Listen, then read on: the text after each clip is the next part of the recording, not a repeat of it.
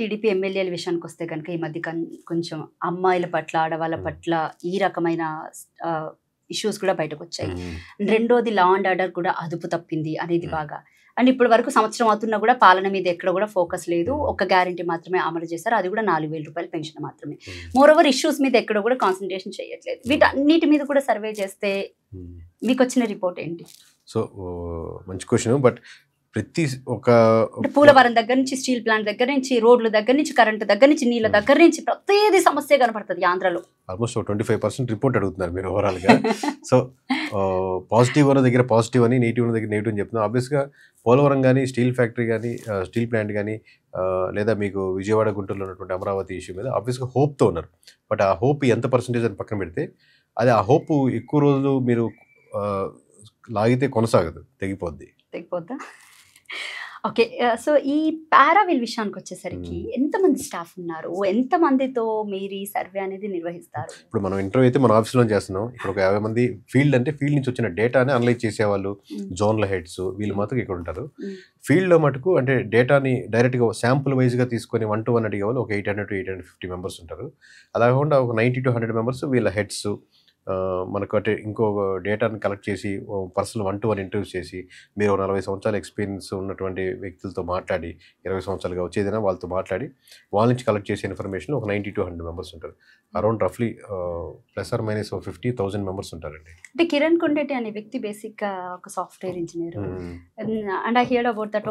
ఒక ఇంటర్వ్యూలో చూసాను మీరు వర్క్ అంటే సమ్ చిన్న చిన్న పనులు కూడా చేసుకుంటూ వచ్చారు అని చెప్పేసి అని. చిన్న పెద్ద చాలా పనులు చేసుకుంటూ వచ్చారు. ఓకే, అదే చాలా పనులు చేసుకుంటూ వచ్చారు. బట్ ఎలా అంటే ఇంత పెద్ద స్ట్రాటజీ కంపెనీ మెయింటైన్ చేయడానికి అంత బ్రెయిన్ ఎలా వచ్చింది అంటే ఎలా ఎదిగారు? అంటే నమ్మకం అండి. ఇప్పుడు మీరు కూడా ఒక 5 years బ్యాక్ ఇంత బాగా మాట్లాడగలుగుతారని, ఇంతమంది కెమెరా ఫేస్ చేస్తారని, ఇంతమంది ప్రేక్షకులు మిమ్మల్ని చూస్తారని, బాగా మాట్లాడుతుందని మీ ఫ్రెండ్స్ అంటారని ఖచ్చితంగా ఊహించుంటారు. కానీ అందరూ ఊహించే ముందు మీకు నమ్మకం ఉంటుంది, ఖచ్చితంగా మాట్లాడాలి, ప్రతి పాయింట్ రాసుకోవాలి, ప్రిపేర్ అవ్వాలని. ఒక 5 years ముందు డ్రీమ్ చేసి ఉంటారు, ఇలా నిలబడి మాట్లాడాలి, అందరి ముందు శభాష్ అనిపించుకోవాలని. సో మేబీ నాలో కూడా సైకలాజికల్గా వీ హ్యావ్ టు గో ఒక స్టాండ్ తీసుకోవాలని. మేబీ దానికి పారావిల్ అనేది ఒక వేదిక కావచ్చు. But how can you get that thought పారావిల్? అదే ఈ ప్రాసెస్లో వచ్చిన భాగమేనండి. మేబీ ఆ డైల్యూట్ కాకూడదు.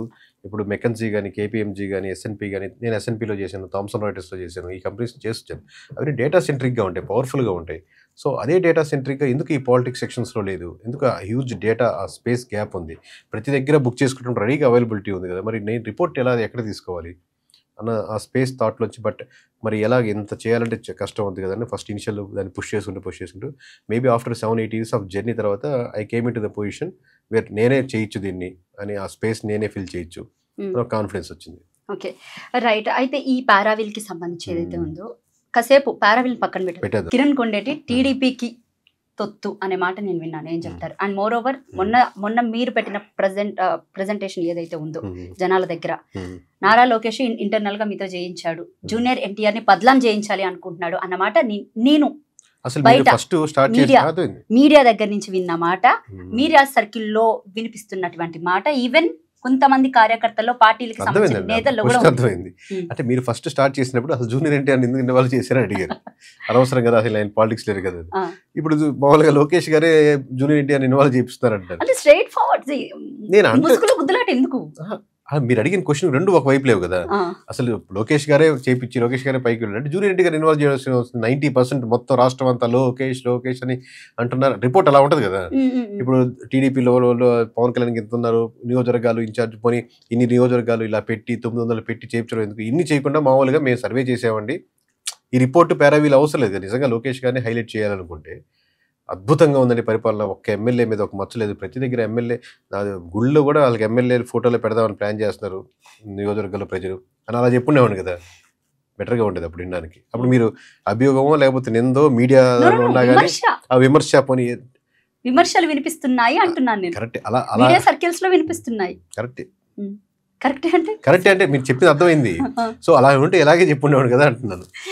నేనేం చెప్పంటే నేను విమర్శలకి దానికి పెద్ద రెస్పాన్స్, నా పని నేను చేసుకునే ఈ రోజు కదండి. మామూలుగా ఏపీ ప్రజలు దాదాపు 7-8 సంవత్సరాలు 10 సంవత్సరాల నుంచి గమనించే వాళ్ళు ఎక్కువ మంది ఉన్నారు నన్ను. సో వర్క్ మనం చేసుకుంటూ వెళ్ళడమే కానీ అరే తినేమన్నారు తనేమన్నారు అని చెప్పి రెస్పాన్స్. మీరైనా మీ నెగిటివ్ కామెంట్స్ ప్రతి ఒక్కరికి రిప్లై ఇస్తారా? Why should I?